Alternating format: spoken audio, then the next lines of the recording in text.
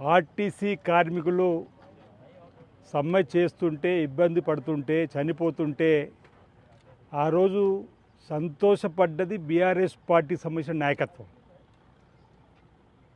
50 రోజుల పైన సమ్మె జరిగి 30 మంది పైచిలుకు ప్రాణాలు కోల్పోతే పట్టించుకొని బీఆర్ఎస్ ప్రభుత్వం ఆనాటిదైతే, ఈరోజు ఆర్టీసీ కార్మికులు సమ్మె చేస్తుంటే కార్మికుల పక్షాన నిలబడి 3వ రోజులోనే ఆ సమ్మెను ముగింపు చేసి కార్మిక సంఘాలు కోరిన కోరికలు తీర్చేటువంటి ప్రయత్నం చేసి మా చిత్తశుద్ధి నిరూపించుకున్నటువంటి సందర్భం.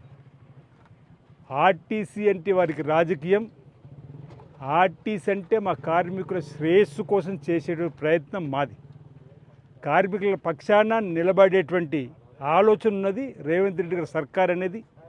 గౌరవ పొన్నం ప్రభాకర్ గారు రవాణా శాఖ మార్చులుగా తీసుకున్న నిర్ణయం కానీ, బట్టి విక్రమార్క నాయకత్వంలో చేసుకున్నటువంటి కార్యక్రమం కానీ, సోదరుడు ఆర్టీసీ కార్మికుడు మరణిస్తే రాజకీయం చేయాలని చూసింది వాళ్ళు.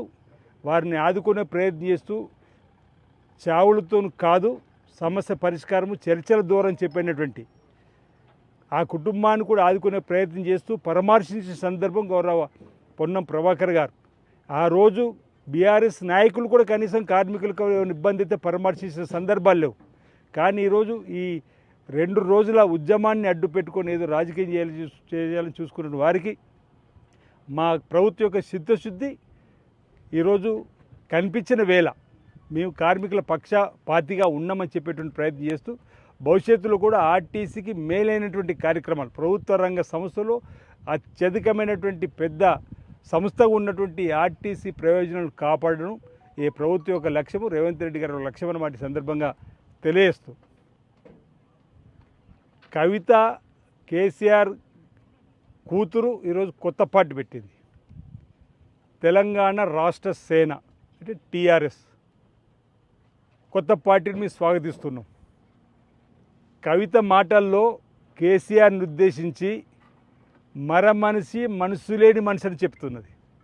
మేము అదే చెప్తున్నాం కదా మొదటి నుంచి. మా రేవంత్ రెడ్డి గారు పీసీ అధ్యక్షుల్లో ఉన్న నాటి నుంచి కూడా మేము అదే చెప్తున్నాం.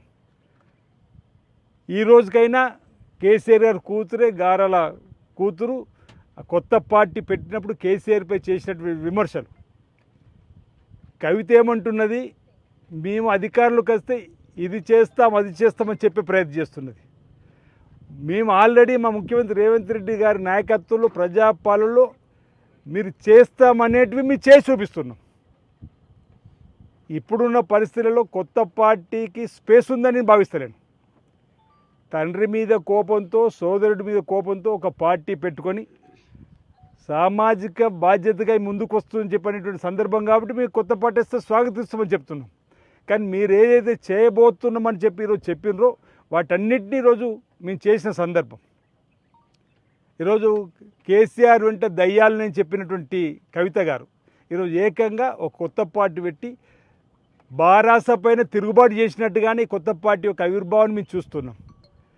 కుటుంబంలో ఉన్నటువంటి వ్యవహారాలపైన చర్చ జరుగుతున్న వేళ ఈ పార్టీ ఉద్యమించిందిగా మేము చూస్తున్నాం. కవిత ప్రశ్నలకు సమాధానం చెప్పాల్సిన బాధ్యత ఈరోజు బీఆర్ఎస్ నాయకత్వం పైన ఉంది.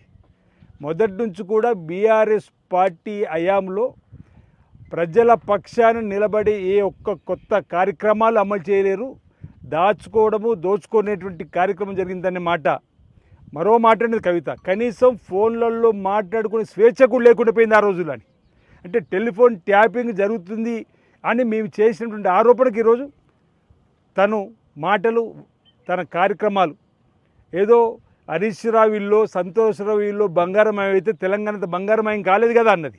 అంటే మేము ఆ రోజు ఆ నలుగురే దోచుకుంటున్న దానికి నిదర్శనం కవిత మాటలు. అంటే రేవంత్ రెడ్డి గారు గౌరవ ముఖ్యమంత్రికి హోదాలో వచ్చిన తర్వాత ప్రతిపక్ష నాయకుడు ఉన్నప్పుడు మేము చేసిన ప్రతి ఆరోపణకు ఈరోజు కవిత గారి సమాధానం అవుననేటువంటిది వచ్చింది. కాబట్టి ప్రజలు మమ్మల్ని ఆశీర్వదించారు, ప్రజలు మమ్మల్ని స్వాగతించారు. అందుకే ఈరోజు ఇందిరమ్మ రాజ్యం ప్రజాపాలన సాగుతుంది. రాబో రోజుల్లో కూడా ఈరోజు గతంలో బీఆర్ఎస్ ప్రభుత్వం, మీరు కొత్తగా వచ్చిన టీఆర్ఎస్ తెలంగాణ రాష్ట్ర సేన పార్టీ పెట్టుకున్న వాళ్ళు కానీ, భాజపా కానీ ఎవరు కూడా ప్రజలకు దగ్గరలో లేరు. ప్రజలకు దగ్గరలో ఉన్నది ఇందిరమ్మ రాజ్యం, ప్రజాపాలన, నిస్సాయులకు అపర్ణ సంబంధించే రేవంత్ రెడ్డి గారి సర్కార్. ఓవైపు సంక్షేమం, మరోవైపు అభివృద్ధిని అన్ని రంగాల్లో తీసుకొని పోతామని ఈ సందర్భంగా తెలియజేస్తా ఉన్నాం. Subscribe us and press the bell icon for more interesting updates.